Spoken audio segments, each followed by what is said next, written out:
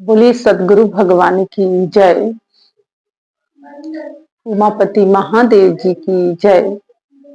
पूज्य गुरुदेव भगवान की जय। जय श्री राम, जय श्री राम, जय जय श्री राम।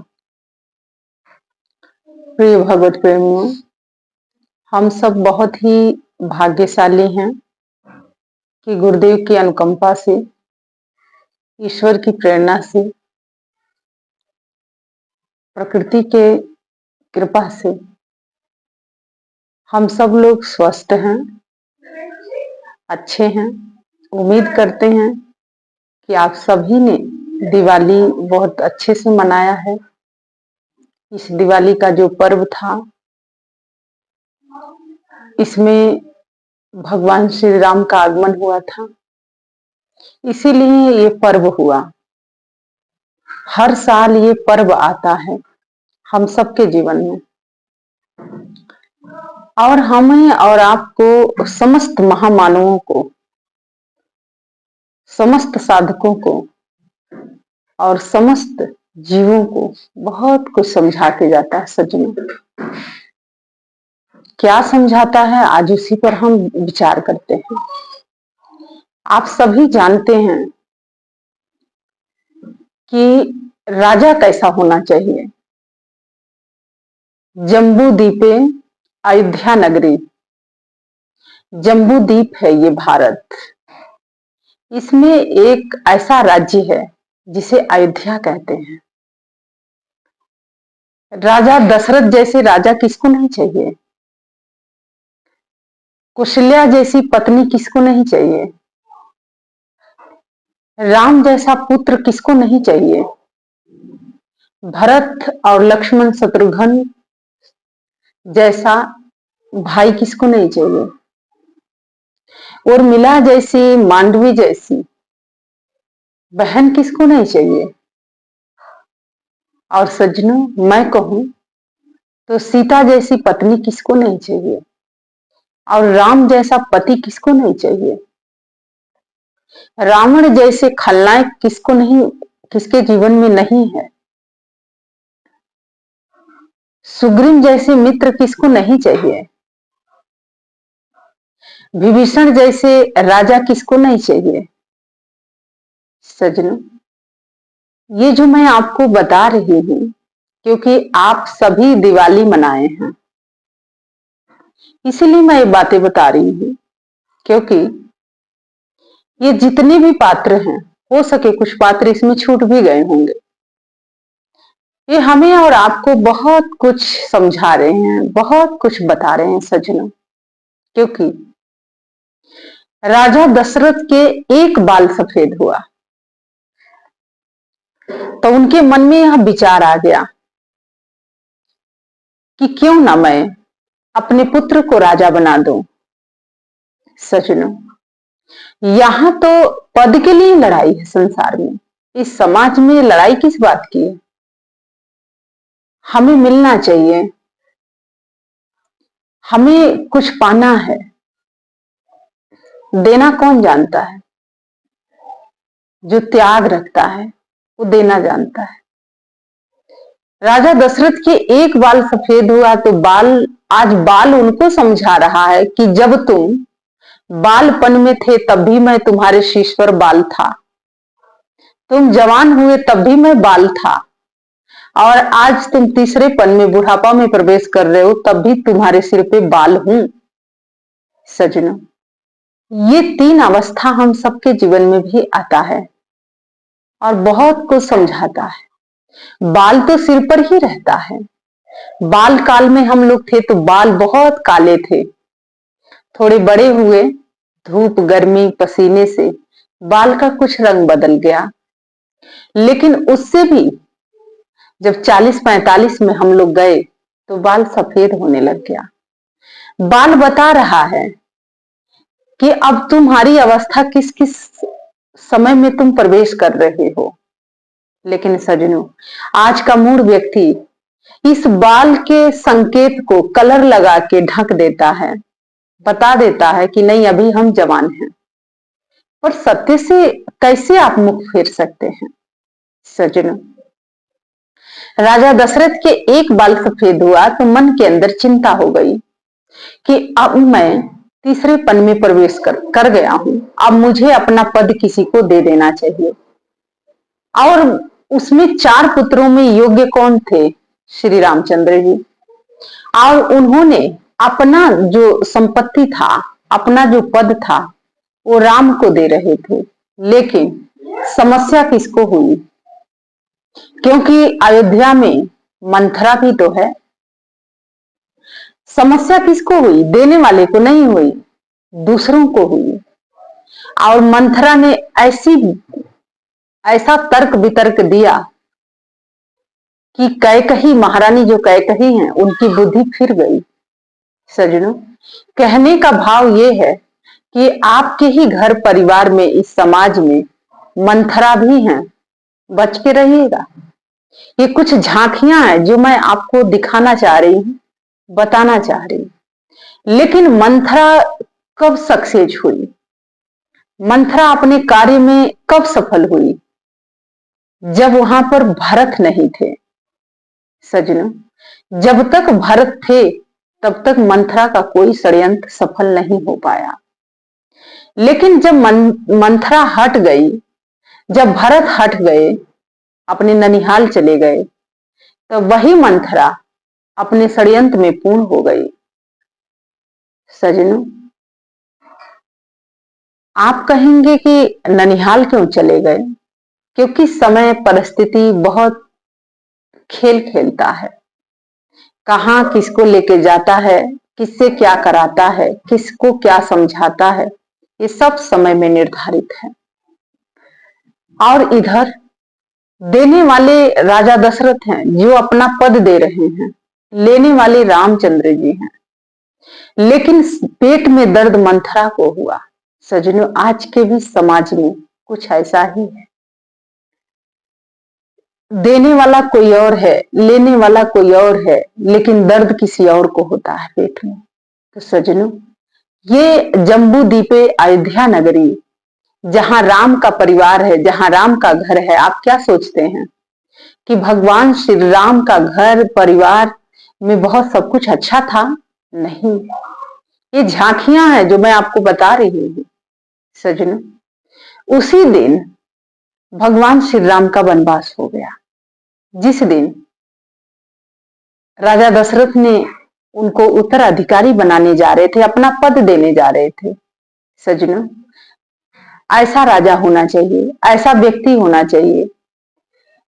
और महाराजा दशरथ से हम बहुत कुछ सीख सकते हैं, क्योंकि उनके मन में कोई लालच नहीं था।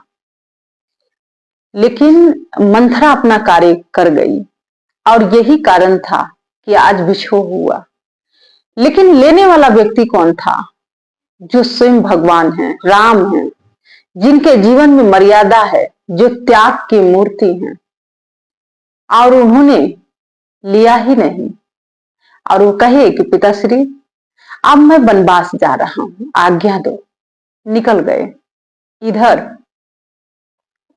जो सीता जी हैं, उन्होंने कहा कि मैं इस राज्य में कैसे रह सकती हूँ, मैं इस महल में कैसे रह सकती हूँ, क्योंकि अगर मेरे पति का वनवास हुआ है तो फिर मैं तो उसकी संगनी हूं, मैं तो उसके साथ ही जाऊंगी।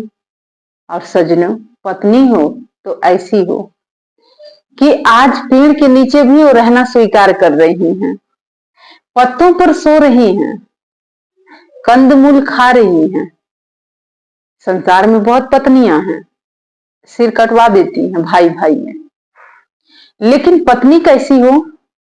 सीता जैसी हो, कि पति के संग चली गई। हालांकि सीता जी को वनवास नहीं हुआ था, सिर्फ राम को हुआ था। लेकिन सीता जी ने कहा कि मैं राम से अलग थोड़ी ना हूं। जहां ये जाएंगे, जहां ये बैठेंगे, वहीं मैं बैठूंगी। जहां ये सोएंगे, वहीं मैं सोऊंगी। जहां जो ये खाएंगे, वही मैं खाऊंगी। और सजनों, आप भाई देखिए, लखन जी, जो राम जी के लिए अपना सारा जीवन समर्पित कर दिए, और वो कहे कि नहीं, वनवास तो सिर्फ राम को हुआ है, लेकिन मैं भी जाऊंगा। और सजनों, वो भी चले गए और सीता और राम जी की सेवा में उन्होंने 14 वर्ष अपना जीवन व्यतीत किया। और इधर जब भरत जी आते हैं अयोध्या, पता चला कि पिता का देहांत हो गया, स्वर्गवास हो गया। आए और वो किसके पास गए? अपनी मां के पास गए? नहीं, क्योंकि उनके जीवन में धर्म वास करता है, जिसे भक्ति कहते हैं। वो कौशल्या के पास जाते हैं और उनसे परामर्श लेते हैं, उनसे पूछते हैं। हालांकि कौशल्या जी भरत जी को जन्म नहीं दी थी, राम जी को जन्म दिया था, लेकिन वो कौशल्या के पास गए। महारानी हो तो कौशल्या जैसे हो, बेटा का वनवास हुआ है, बहू भी चली गई है, लक्ष्मण जी भी चले गए हैं, लेकिन फिर भी वो कह रही हैं कि भरत, पिता की आज्ञा है, अब सिंहासन पर तुम बैठ जाओ और इस सिंहासन के, इस राज्य का बागडोर अब तुम्हारे हाथ में है। भरत ने कहा कि नहीं, ऐसा नहीं हो सकता है। सजनों, आप देखिए, बहुत से लोग कहते हैं कि इनके कहने पर मैंने ऐसा कहा है, इन्होंने मुझसे ऐसा आके कहा तो मैंने ऐसा बोला है, इन्होंने मुझे कहा तो हमने ये दिया है, इन्होंने मुझे ऐसा सिखाया तो मैंने ये काम जाके किया। सजनों, आज भरत जी से हम क्या सीख सकते हैं? माता कौशल्या जैसे महारानी आज समझा रही हैं, गुरु वशिष्ठ जैसे गुरु आज उनको समझा रहे हैं, सुमंत जैसे मंत्री उन्हें समझा रहे हैं, जितने भी ऋषि मुनि हैं सब उनको कह रहे हैं कि पिता, तुम्हारे पिता की आज्ञा यही है कि तुम सिंहासन पर बैठ जाओ। लेकिन क्या भरत जी ने किसी की बात सुनी? सुना? नहीं सुना, क्योंकि जिसके जीवन में धर्म होता है, जिसके जीवन में भक्ति होती है, वो धर्म युक्त निर्णय लेता है। कभी भी वो किसी की हानि लाभ नहीं देखेगा, किसी के नाराजगी नहीं देखेगा, किसी की खुशी नहीं देखेगा। जो धर्म युक्त निर्णय होगा वो लेगा। और भरत जी साक्षात धर्म की नींव है, और उन्होंने कहा कि मैं सबसे, जितने मेरे गुरुजन हैं, माताएं हैं, मैं सबसे हाथ जोड़ के कह रहा हूं कि जिस दिन मैं इस सिंहासन पर बैठ जाऊंगा, ये धरती रमतल में समा जाएगी। जिस दिन मैं ये ले लूंगा, उस दिन रमतल में मैं समा जाऊंगा। वशिष्ठ जी कहते हैं कि क्यों, तुम ऐसे क्यों कह रहे हो? क्या तुम राक्षस हो कि धरती रमतल में चली जाएगी? सजनों, भरत जी कहते हैं कि नहीं, मैं कोई राक्षस नहीं हूं, मैं रावण के भाई नहीं हूं, कुंभकर्ण नहीं हूं, मैं दुर्योधन का भाई नहीं हूं, क्योंकि मैं राम का भाई हूं, मैं राम का छोटा अनुज हूं, मेरे बड़े भ्राता राम हैं, और राम का प्रभाव ऐसा है, क्योंकि अगर मैं इस सिंहासन पर बैठूंगा तो ये धरती रमतल में चली जाएगी, क्योंकि राम ही इस भारत की पहचान है, राम ही इस भारत के आधार हैं, राम ही इस भारत के जीवन है। इसलिए मैं ये जगह नहीं ले सकता हूं। सजनों, सोचिए आज के भाई कैसे हैं। 1 इंच अगर जमीन ज्यादा हो जाता है तो उसी समय मार पिटौल शुरू हो जाता है, सिर फड़ौल हो जाता है, क्या नहीं हो जाता है। सजनों, लेकिन आप भरत को देखिए, वो कह रहे हैं कि नहीं, राम का प्रभाव ऐसा है, राम मेरे जीवन का आधार है, राम मेरे प्राण है, और मैं राम का स्थान नहीं ले सकता हूं। सजनों, अभी आप लोगों ने बहुत हर्ष और उल्लास से दिवाली मनाया है, इसलिए मैं याद दिला रही हूं आप लोगों को, भाई हो तो ऐसा हो। और वो अपना 14 साल जीवन सन्यासियों की तरह व्यतीत किए।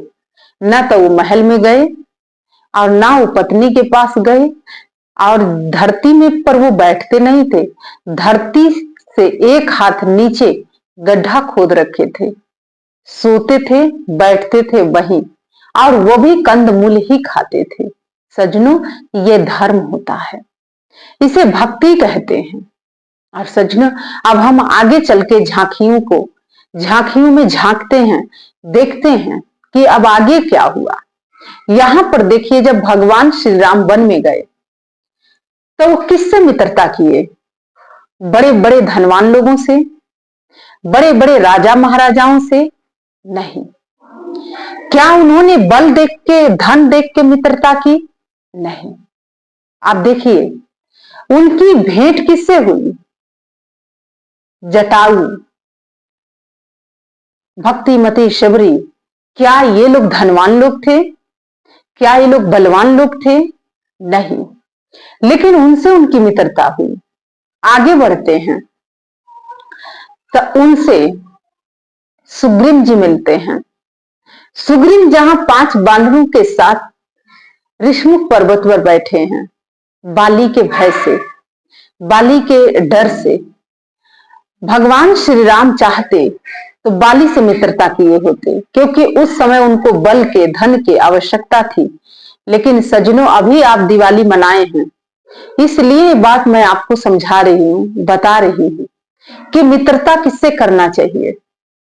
जिसके पास बहुत कुछ है, जो बड़ा अमीर है, जो करोड़ों रुपया बैंक बैलेंस बना रखा है, जिसका समाज में बहुत बड़ी पहचान है?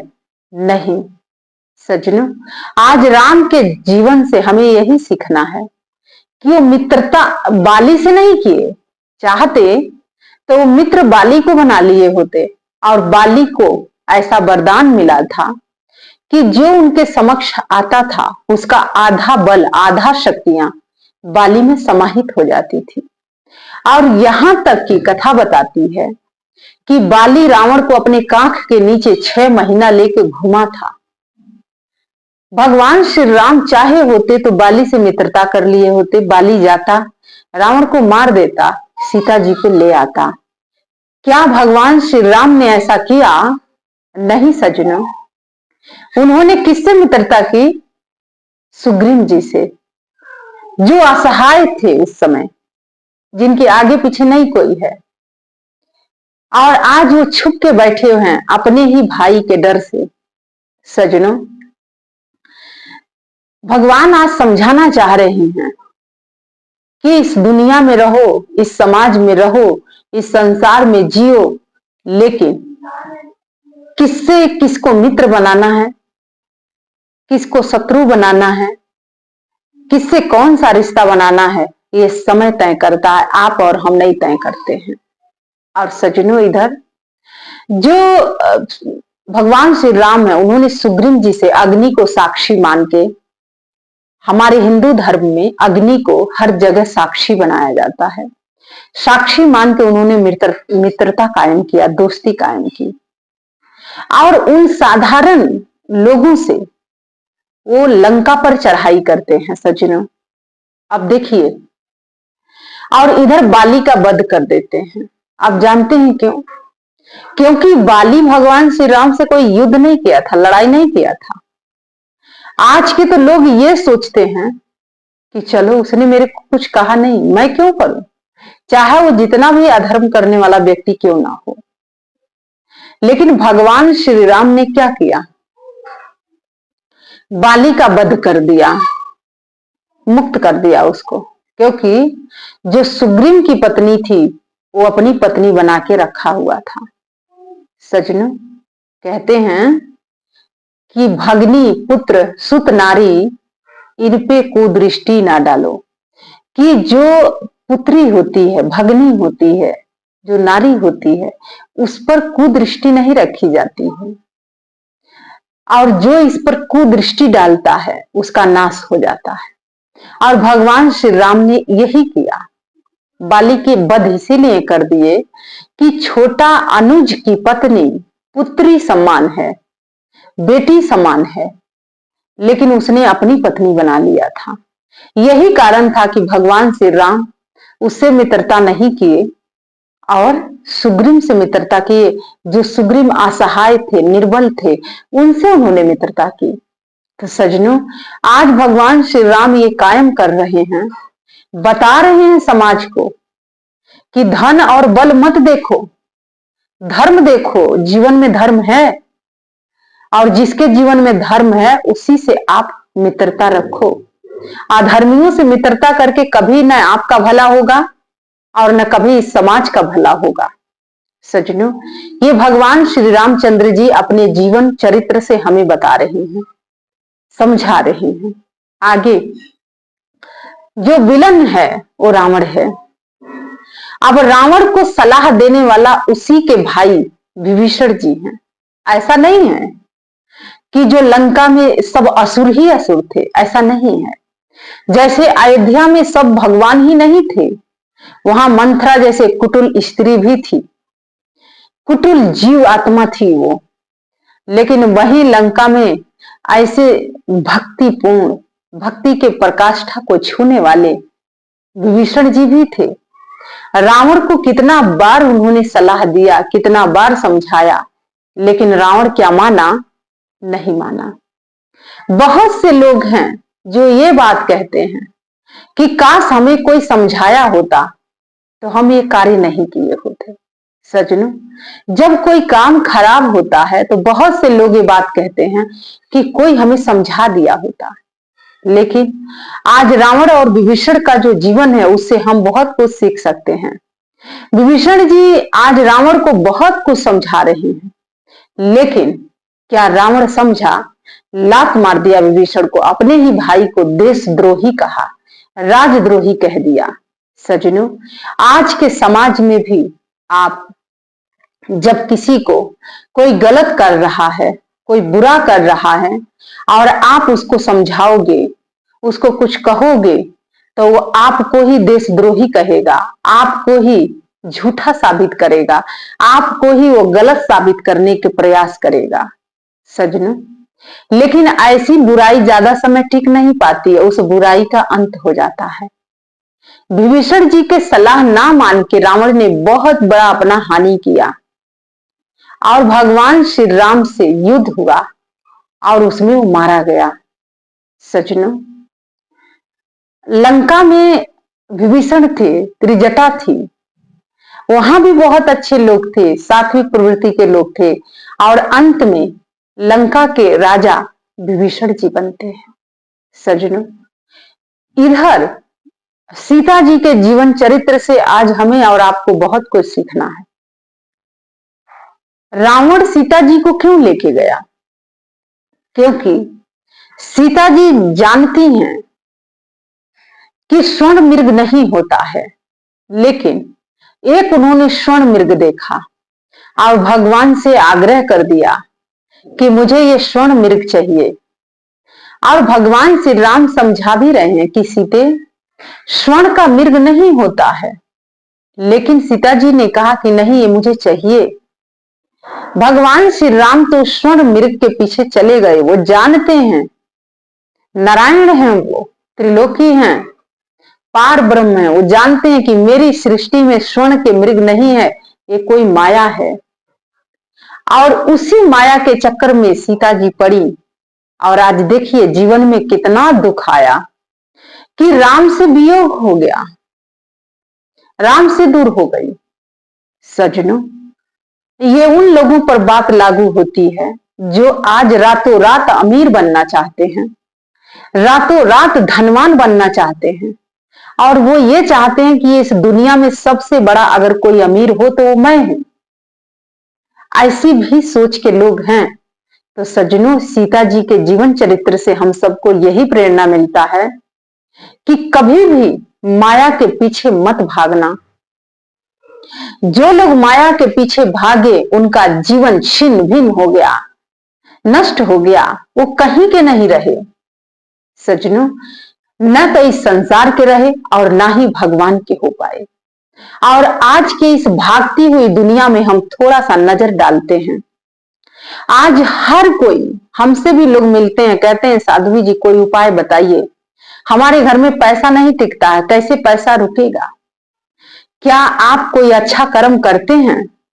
क्या शुभ कर्म में आपका मन संलग्न है?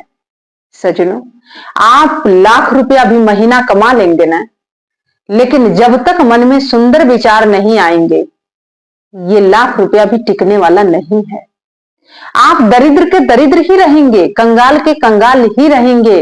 ये सीता जी के जीवन चरित्र से हमें प्रेरणा मिल रही है। सज्जनों, माया के पीछे भागना अपना सर्वनाश करने वाली बात है। आप हर किसी से दूर हो जाएंगे। सज्जनों, इसीलिए कभी इस माया के चक्कर में मत पड़ना, क्योंकि सीता जी का जो वियोग 1 साल का रहा भगवान श्री राम जी के जीवन से, वो यही हमें समझाता है। आज के समय में लोग कहां भाग रहे हैं? हाय पैसा, हाय रुपया, हाय धन, हाय प्रॉपर्टी, लेकिन हाय हाय जीवन करके ये जीवन एक दिन शांत हो जा रहा है। शांत का मतलब श्वास ही छोड़ दे रहा है इस शरीर को। ये धन, ये दौलत फिर किस काम के? सज्जनों, इसीलिए जीवन में सबसे बड़ा धन है संतोष।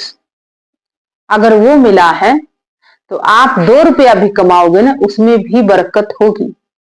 और लक्ष्मी वहीं टिकती हैं जहां पर सुंदर विचार होते हैं। बाबा बहुत सुंदर लिखते हैं मानस में, जहां सुमति तहां संपत्ति निधाना, और जहां कुमति तहां विपत्ति निधाना। जहां पर कुबुद्धि है, जहां पर गलत विचार है, वहां पर दुख ही दुख है, दुखों का पहाड़ टूटेगा।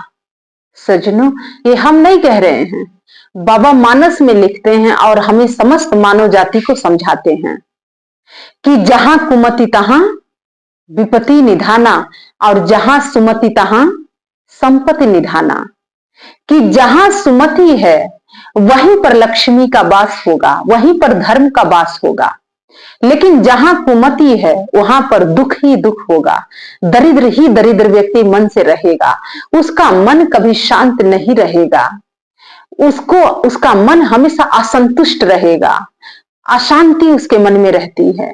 तो सज्जनों, इसीलिए आप इस दिवाली के पर्व जो आप सभी मनाए हैं, हम ये झांकियां कुछ आपको दिखाए हैं, बताए हैं, इसलिए क्योंकि जम्बू द्वीपे अयोध्या नगरी, जहां भगवान श्री राम का परिवार है, और उनके परिवार में एक मंथरा थी। मंथरा से घर का सर्वनाश हुआ, मंथरा से घर का नाश हो गया।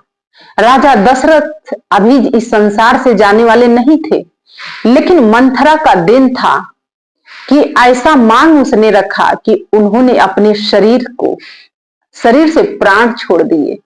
वियोग में, राम के वियोग में उस संसार से प्रस्थान कर गए। और इधर तीनों रानियां जो हैं, विधवत्व आज जीवन जी रही हैं, विधवा हो गई। सज्जनों, इस संसार में अगर कोई सबसे बड़ा दुख है ना गृहस्थी में, तो विधत्व है।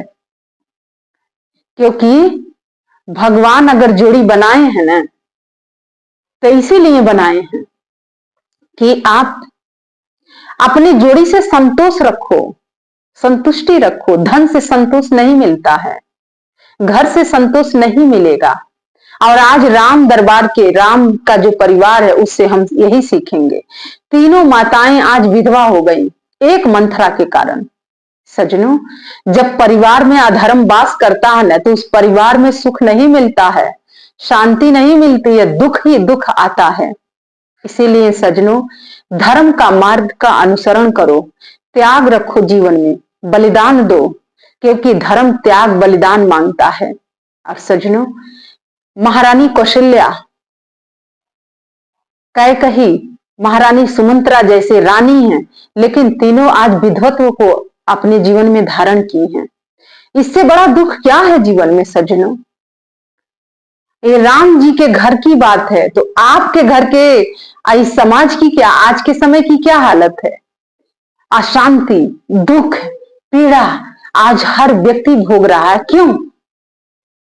क्योंकि मन में त्याग की भावना नहीं है, मन में संतोष नहीं है, मन में अच्छे भाव नहीं है, मन में सुंदर विचार नहीं है किसी के लिए। तो फिर क्या सुख मिलेगा? नहीं मिलेगा सज्जनों।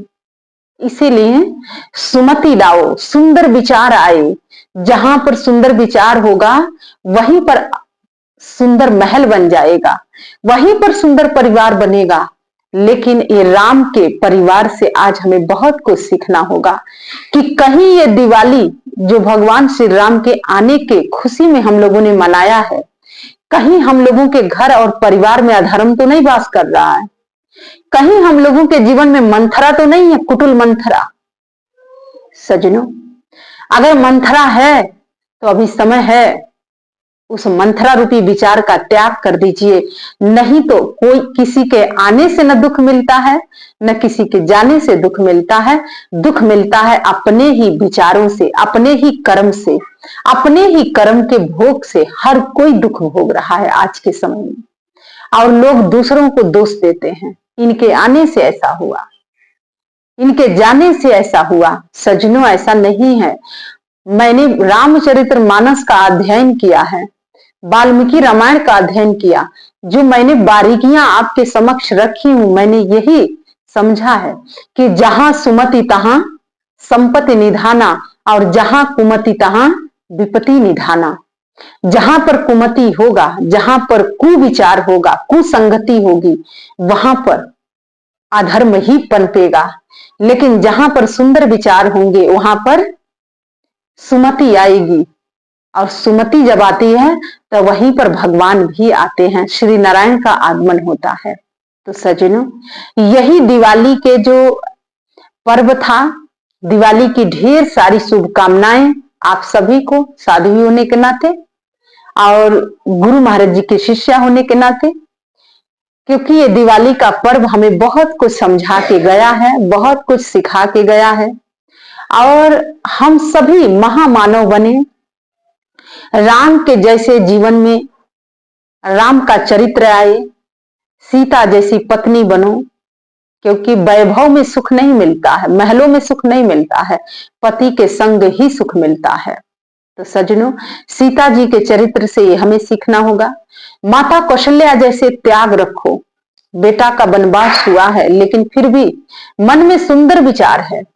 तो सजनों, मां बनना इतना आसान नहीं होता है, मां का रोल निभाना बहुत मुश्किल होता है। इसीलिए इन्हीं सारे कामनाओं के साथ, भावनाओं के साथ मैं आप सभी से आग्रह करना चाहती हूं कि ये जो राम के परिवार था, एक तरफ बिखरा तो एक तरफ से सिमट गया। जैसे ही मंथरा के मन में सुंदर विचार आए तो भगवान श्री राम जी का आगमन हो गया। लेकिन वहीं पर मंथरा का कुटिल जहां बुद्धि थी, वहां से भगवान श्री राम पर स्थान कर गए। तो अयोध्या में अशांति, दुख, पीड़ा 14 साल तक रहा। 1 साल 2 साल नहीं रहा, 14 साल।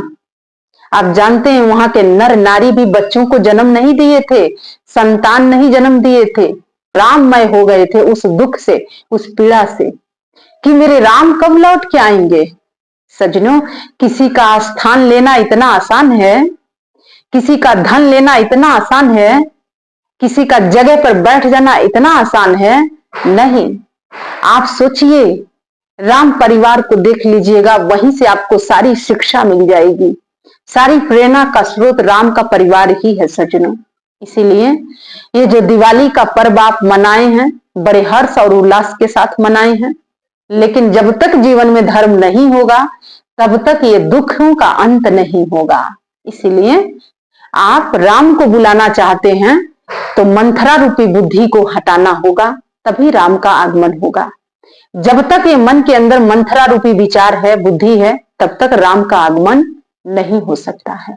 तो सज्जनों, आइए भगवान के आग्रह करते हैं श्री रामचंद्र से कि हम सबके जीवन में आए, हम सबके घर में आए, हम सबके परिवार में आए, पूरे विश्व में आए, और सिर्फ शांति हो, कुमति ना हो, सुंदर विचार हो, धर्म का वास हो। इस दिवाली के पर्व पर यही सारी ढेर सारी शुभकामना देते हुए मैं अपनी वाणी को विराम देती हूँ, और आप समस्त भक्त और साधकों मनुष्यों से आग्रह करती हूँ कि भगवान के शिव चरणों में जय घोष अर्पित करते हैं। तब बोलिए वृंदावन बिहारी लाल की जय, श्री कृष्ण बलदेव जी की जय, उमापति महादेव जी की जय, मर्यादा पुरुषोत्तम भगवान श्री रामचंद्र जी की जय, माता जानकी की जय। जय श्री राम, जय श्री राम। पूज्य गुरुदेव भगवान की जय। धन्यवाद।